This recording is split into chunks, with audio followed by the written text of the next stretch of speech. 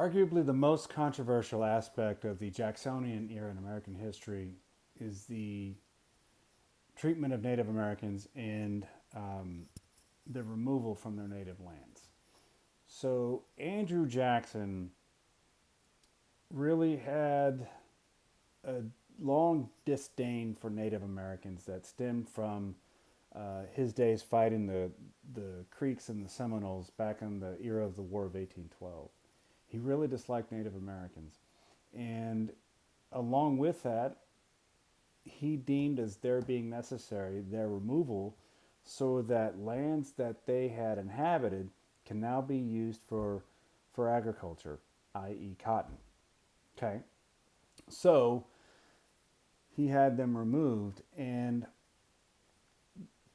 it was deemed necessary to remove five civilized tribes. You see, back in the day, Thomas Jefferson had viewed Native Americans as being noble savages. These are folks who were uncivilized, but they were otherwise well intentioned, and they had their own cultures that were, in and of themselves, civilized. By the time the United States expanded territorially, the term noble savages had really just become savages, if you will. They were just savages in the eyes of most American politicians and most American citizens as well.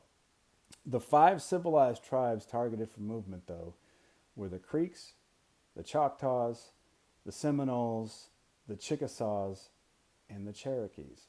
So these tribes all possessed lands in the South that were ideally suited for agriculture. And even though these civilized tribes had adopted a number of different European white habits, if you will, such as literacy programs, organized government, various different laws, ag economies, even slavery in some instances, they were still deemed as being savages. And so, from that standpoint, they were to be moved as approved by Andrew Jackson. And Congress voted and approved the Indian Removal Act that authorized relocation of the southeastern tribes out west to a territory designated specifically for Native Americans having been removed. We would know that as Indian Territory, which is largely comprised of modern day Oklahoma. Most tribes begrudgingly agreed. They saw the writing on the wall, they saw the impending white encroachment, really that was already there, but they saw really the biggest aspect of it. And they agreed to move. The Cherokee tribe in particular put up the biggest resistance.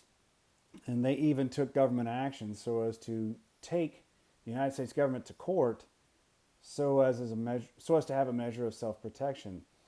And that worked for a short while, but beginning in the early 1830s, the Indian Removal Act began the actual process of removing Native Americans from Georgia, Alabama, Mississippi, parts of the Carolinas, and Tennessee over to Indian Territory. And the long forced trek of these five tribes in the decade of the 1830s from their eastern homelands to Indian Territory was known as the Trail of Tears. Our government forcefully moved people out of their homes, out of their native habitat, into a designated area that looked drastically different than what they may have held for hundreds of years. Along this Trail of Tears, roughly 25% of all the Native Americans that made the trek succumbed to illness, disease, hunger, or otherwise. Malnutrition, exhaustion. 25% of them were estimated to have died along the hundreds and hundreds of mile trek from the southeastern United States to modern day Oklahoma in Indian Territory. There were some Native Americans who put up resistances. There was a pocket of Cherokees who were allowed to stay in North Carolina. And Chief Osceola the chief of the Seminole tribe put up a fight against some federal troops, and in doing so, over the long term, a segment of the Seminole tribe was allowed to stay in modern day Florida.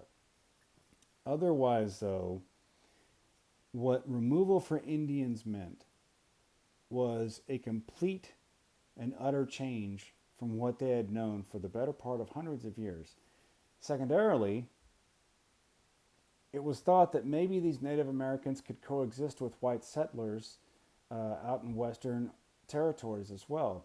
Uh, as was exampled elsewhere out west. That also being said, it was so much easier said than done. Obviously, there's going to be conflict with white settlers and with Native Americans, even in areas designated for Native Americans. So the question of what do we do now? How do we preserve our way of life? Do we assimilate? Do we commingle with white settlers? Do we do other things as well? What do we do?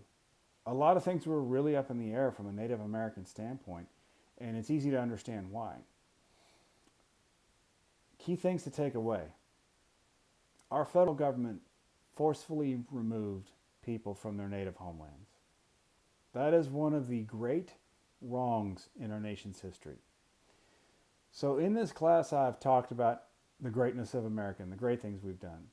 And I also have talked about how you cannot talk about the good without talking about some of the really bad things that we've done as a nation, and vice versa for that matter.